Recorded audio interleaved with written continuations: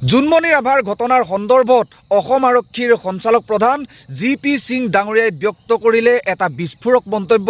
আহক বন্ধুসকল, এই মন্তব্যটোৰ সম্বন্ধে দুটামান কথা আলোচনা কৰোঁ।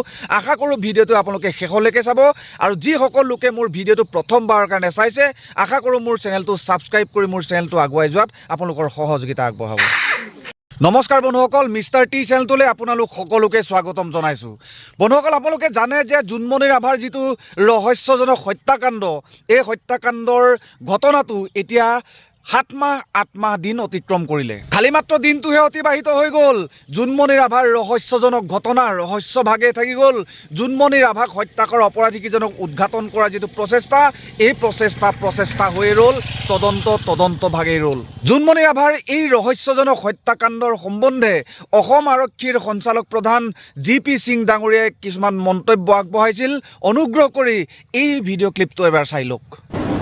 আমাৰ হাতত এতিয়া এই ঘটনা সম্বন্ধত 4টা কেছ আছে।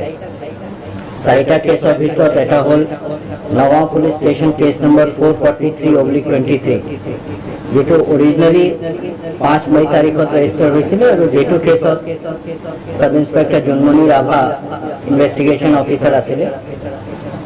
তাৰপিছত লখিমপুৰ পুলিচ ষ্টেচনত এটা কেছ ৰেজিষ্টাৰ হৈছিলে 183/23, মে 15, 2023 তাৰিখত। তাৰপিছত জখলাবন্ধা থানাত এটা কেছ ৰেজিষ্টাৰ হৈছিলে 84/23, মে 16 তাৰিখত।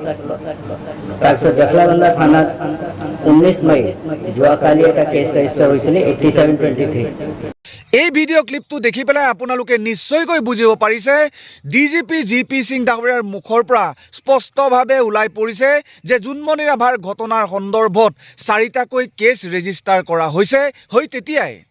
কিন্তু এতিয়া কথাটো হৈ গ'ল, এই কেছ ৰেজিষ্টাৰ হিচাপে থাকি গ'ল নেকি? এই 4টা কেছৰ লগত জড়িত বিষয়াসকলক আইনগতভাৱে কিবা ব্যৱস্থা হাতত লৈছে নে নাই লোৱা, এই কথা বন্ধুসকল আপুনিও নাজানে, ময়ো নাজানো, নাইবা কোনেও নাজানে। আপুনি নজনাটোৱে, মই নজনাটোৱে, নাইবা কোনেও নজনাটোৱে এইটোৱে প্ৰমাণিত কৰিছে যে এই 4টা কেছৰ লগত জড়িত থকা লোকসকলৰ ওপৰত কোনো ধৰণৰ আইনগত ব্যৱস্থা হাতত লোৱা নাই। কিয়নো এই ঘটনা এতিয়া সম্পূৰ্ণৰূপে স্তব্ধ হৈ পৰিছে, নাইকিয়া হৈ পৰিছে। যদিহে আইনগতভাৱে কিবা ব্যৱস্থা হাতত যদি লোৱা হ'লে আপুনি, মই, নাইবা সকলোৱে নিশ্চিতভাৱে জানিলেহেঁতেন নে কি কয় বন্ধুসকল? ইয়াৰ পৰা আকৌ এইটো প্ৰমাণিত কৰিলে যে আইন সকলোৰে বাবে সমান নহয়। আইন অকল দুখীয়া লোকসকলৰ বাবেহে, আইন ধনী লোকসকলৰ বাবে নহয়, আইন উচ্চপদস্থ চৰকাৰী বিষয়াসকলৰ বাবে নহয়। আইন এতিয়া কিনিব পৰা নাইবা বেচিব পৰা এটা বস্তু হৈ পৰিল। পইচা যদি মোৰ আছে তেতিয়াহ'লে এইখন আইন মোৰ মতে চলিব। পইচা যদি মোৰ নাই তেতিয়াহ'লে এইখন আইন আপোনালোকৰ মতে চলিব বন্ধুসকল, নাইবা আন কাৰোবাৰ মতে চলিব। তেনেকুৱা ধৰণৰ উদাহৰণ যদি দিবলৈ যাওঁ তেতিয়াহ'লে হয়তো ৰামায়ণখনতো নাইবা মহাভাৰতখনতো পৃষ্ঠা কম হৈ যাব। সেইটো কাৰণে এজনে গানতো গাইছে, য়ে অন্ধা কানুন হে, য়ে অন্ধা কানুন হে, য়ে অন্ধা কানুন হে। অৱশেষত অসম আৰক্ষীৰ সঞ্চালক প্ৰধান জি.পি. সিং ডাঙৰীয়ালৈ অসমবাসী ৰাইজৰ হৈ মোৰ ফালৰ পৰা এটা বিশেষ অনুৰোধ। জুনমণি ৰাভাৰ সন্দৰ্ভত যিটো তদন্ত লাভলী কাটাৰিয়াৰ তত্বাৱধানত চলি আছিল, এই তদন্তক অসমবাসী ৰাইজে ভেকু ভাওনা আখ্যা দিছিল। গতিকে এই আখ্যাই যেন বৰ্তমান সময়ত পূৰ্ণতা লাভ কৰিছে। কিয়নো এই ঘটনা কিয় নিস্তব্ধ, ঘটনাটো যে সম্পূৰ্ণৰূপে স্তব্ধ হৈ গ'ল, ইয়াৰ আঁৰৰ ৰহস্যটো কি হ'ব পাৰে? অন্তিম সময়ত তদন্তৰ চলি থকাৰ অন্তিম পৰ্যায়ত 2টাকৈ মোবাইল উদ্ধাৰ হৈছিল। অসমবাসী ৰাইজে গম পাইছিল, ভাবিছিল, মনত আশা কৰিছিল যে এইবাৰ জুনমণি ৰাভাক হত্যা কৰা অপৰাধীকেইজন ওলাব আৰু উচিত শাস্তি আইনগতভাৱে দিয়া হ'ব। কিন্তু ফৰেঞ্চিক ৰিপৰ্টৰ বাবে 2টাকৈ মোবাইল যিটো উদ্ধাৰ হৈছিলে, এই 2টা মোবাইল ফৰেঞ্চিক ৰিপৰ্টৰ বাবে পঠিয়াই দিয়া হৈছিল।